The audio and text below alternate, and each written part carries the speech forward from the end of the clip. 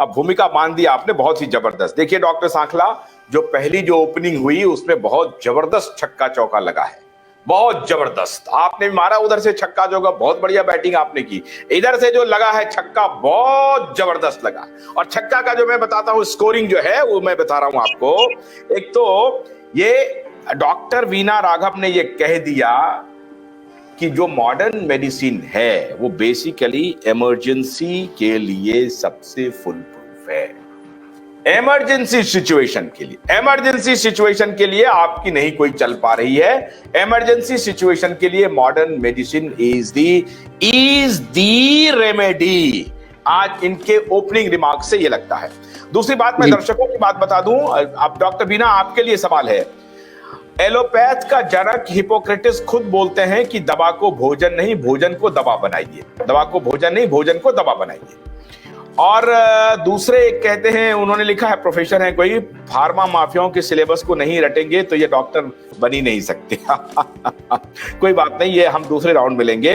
और हमने ठीक करने के लिए ट्रीट नहीं किया जाता, कस्टमर परमानेंट बनाने के लिए सबको इलाज के नाम पर एक जाल में उलझाया जाता है। ये दोनों चीज के लिए है। डॉक्टर बीना ने अभी होम्योपैथ और आयुर्वेद के लिए ये प्रयोग किया है।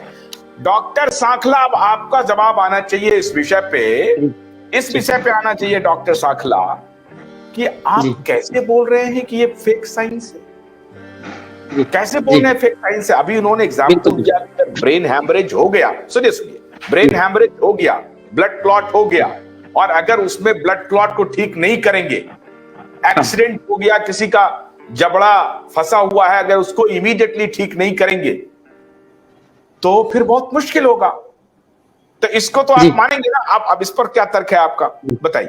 जी, मैं उससे पे बात कर रहा हूं कि विगत 200 सालों में आयुर्वेद की जो दुर्दशा हुई, मतलब सरकारों के उपेक्षा के कारण और सामान्य लोगों के उपेक्षा के कारण, उस कारण आयुर्वेद अपना मुकाम नहीं पा पाए।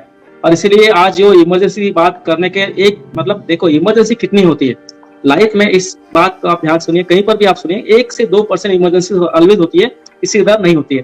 तो मैं तो यही बात कह रहा हूँ ना कि केवल इमरजेंसी के लिए एलोपैथी को रखो, बाकी चीजों के लिए एलोपैथी किस काम की है? आप बताइए। अगर सर्दी में खांसी, मान लिया ना, अरे माना ना डॉक्टर सांखला, आपने मान लिया ना इमरजेंसी के लिए एलोपैथ। सुनो, देखिए ये बात नहीं चलेगी डॉक्टर सांखला, ये हम आप कुश्ती में ऐसे नहीं चलेगा। रेफरी को तो पकड़ना पड़ेगा, ये नहीं होगा कि हम इमोशन में आपके साथ खड़े हो जाएंगे, बिल्कुल नहीं खड़े होंगे। आप माना ना, आपने माना ना कि हाँ इमरजेंसी के लिए एलोपैथ है। पूरी बात सुन लीजिए सर। हाँ, पूरी बात सुन लीजिए।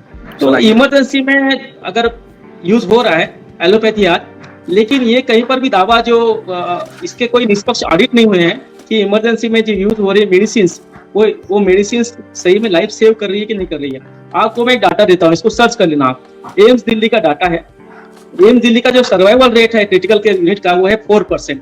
4% लोग जिंदा बच के आते हैं एम्स दिल्ली से, जो कि किस देश के कई राज्यों से ज्यादा बजट खाया जाता है। 10,000 करोड़ का बजट खाया जाता है इस देश का, ठीक है। तो ये इनका सक्सेस रेट है। मैं अगली बात कहता हूँ, कोई भी केमिकल्स नहीं होता है, every chemical is poison for human body. लेकिन कभी कभी आयुर्वेद भी इस बात को मानता है कि विष की चिकित्सा विष से भी होना चाहिए।